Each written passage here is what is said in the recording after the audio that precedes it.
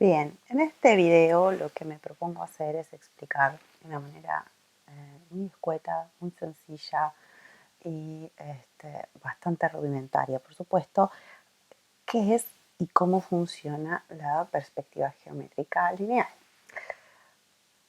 Para aquellos que quizás todavía no la conozcan, la perspectiva geométrica lineal en principio es un invento humano, es decir, es un método desarrollado por artistas y arquitectos del siglo XV en la región del norte de Italia, particularmente por Brunelleschi en principio y por Alberti luego, que promovieron, desarrollaron, consignaron todo un método racional para representar el espacio tridimensional en el plano, para representar el espacio cúbico. Es decir, teniendo un plano, es decir, una superficie plana que solo tiene dos dimensiones, sobre la cual yo tengo que poder, por ejemplo, pintar un cuadro.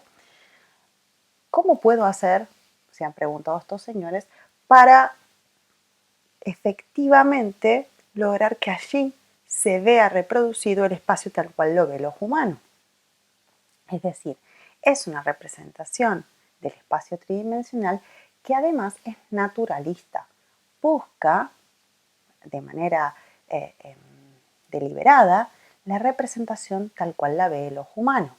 Esto, por supuesto, tiene toda una serie de vinculaciones con aquello que caracteriza a la sociedad renacentista del siglo XV, que es, por supuesto, la profunda transformación en la cosmovisión del mundo, que tiene que ver precisamente con la centralidad del hombre, no del hombre en términos de género, sino de lo humano.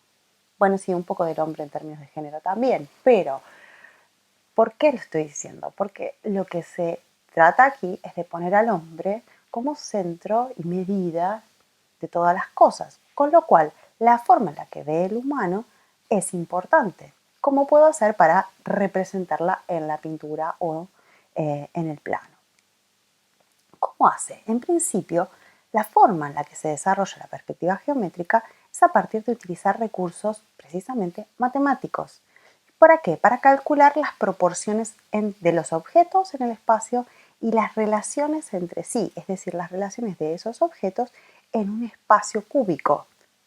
Con lo cual, genero de esta forma la ilusión del naturalismo. ¿Por qué hago énfasis en la ilusión? Porque precisamente de lo que se trata es precisamente de generar la ilusión de la tridimensionalidad, porque en definitiva el plano sigue siendo bidimensional.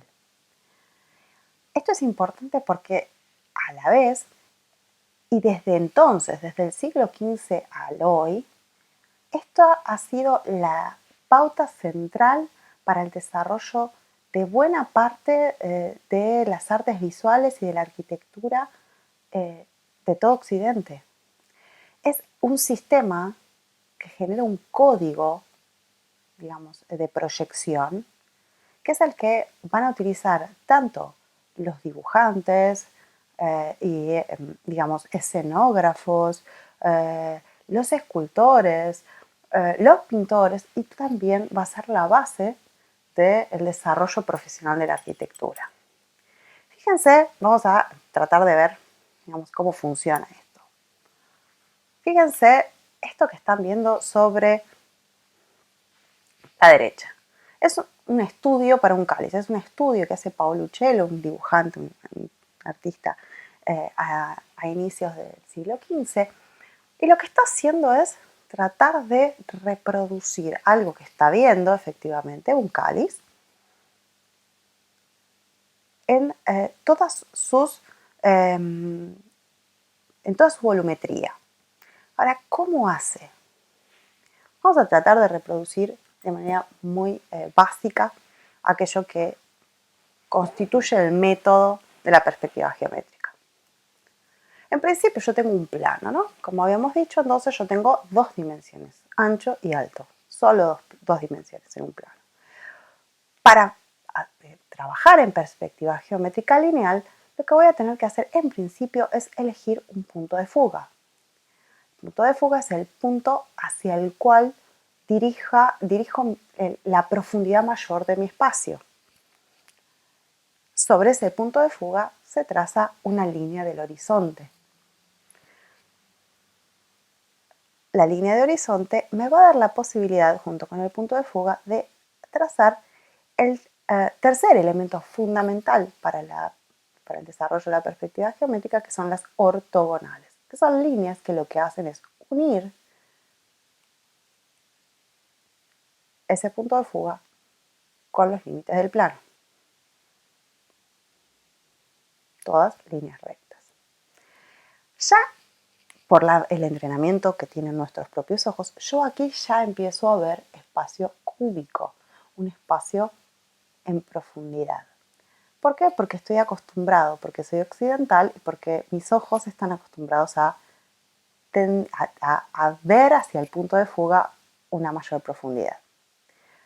Bien, ¿cómo puedo hacer para transformar de aquí, digamos, para construir a partir de aquí, por ejemplo, un espacio interior?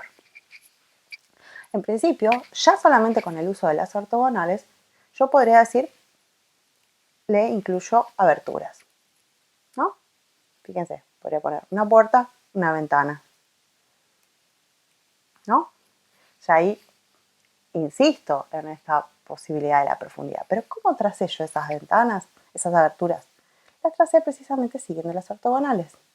Me guié por esas pautas que me dan las ortogonales, esas líneas rectas que me dan el tamaño. Fíjense, este tamaño está dado por estas dos ortogonales.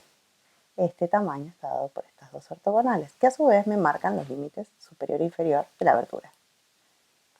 Lo mismo pasa con esta puerta.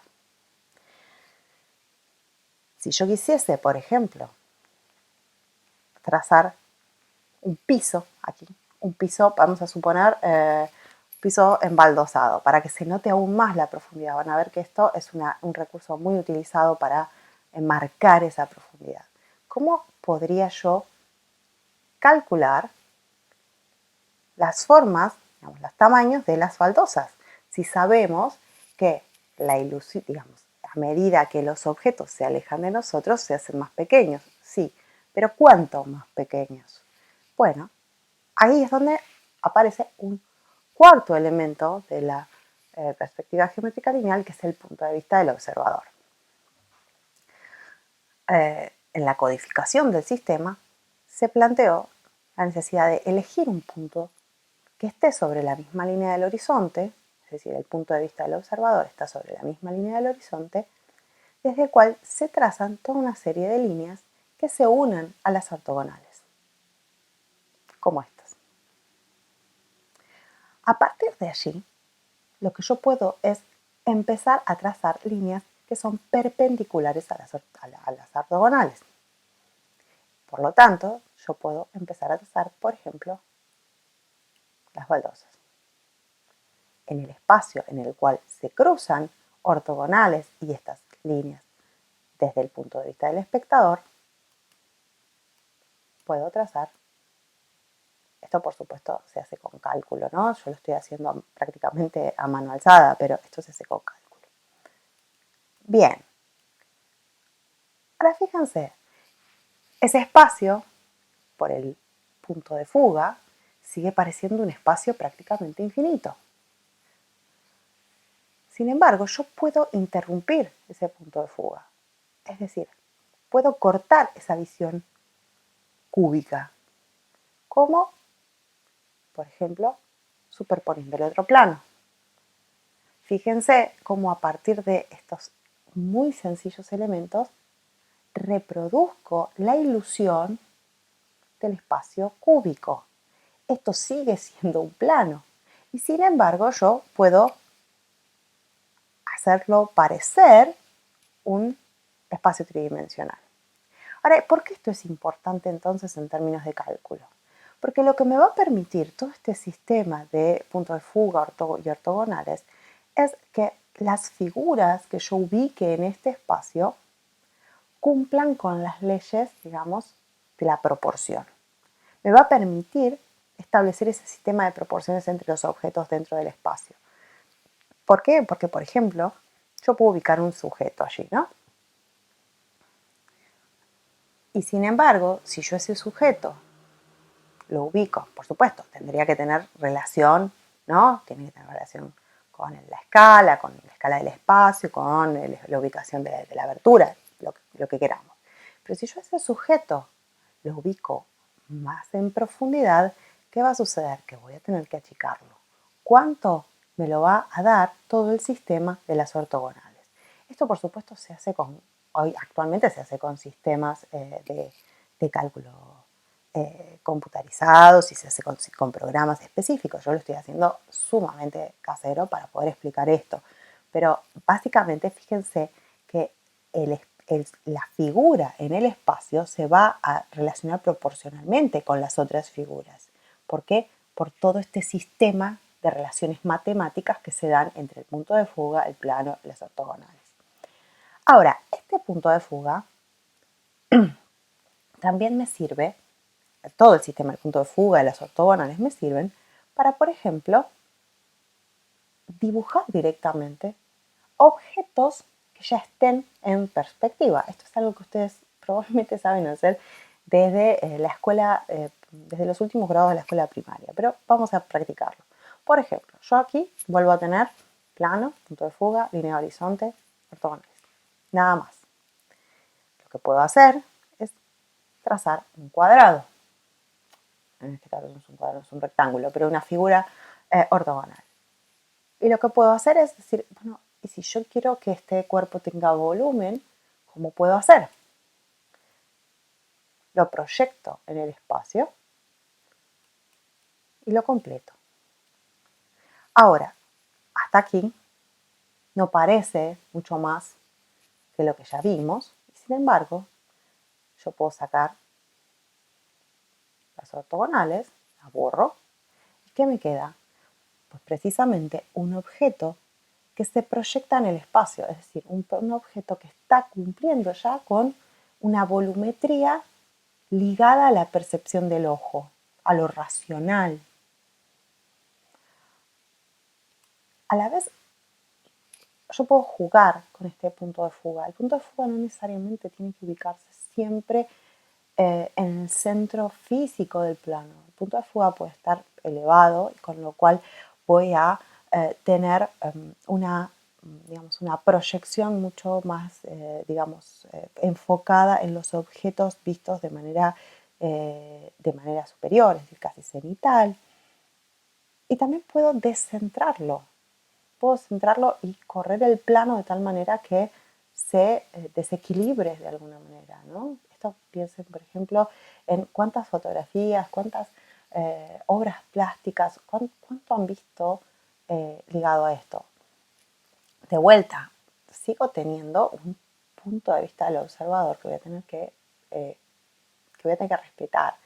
Mientras, cuando se mueva esa línea del horizonte, lo más probable es que yo tenga que mover el punto de vista del observador. Inclusive, me voy a dar cuenta solo de cómo se mueve el punto de vista del observador, porque lo que también puedo hacer es ubicar el punto de fuga fuera del plano, directamente fuera del plano. Y esto va a ser mucho más notorio el punto de vista del observador, porque es el punto de vista del observador el que construye, mediante su trabajo racional, su operación mental sobre lo que ve, dónde está el punto de fuga. Y fíjense que esto es efectivamente lo que hacemos cuando vemos la imagen con la que se inicia esta presentación.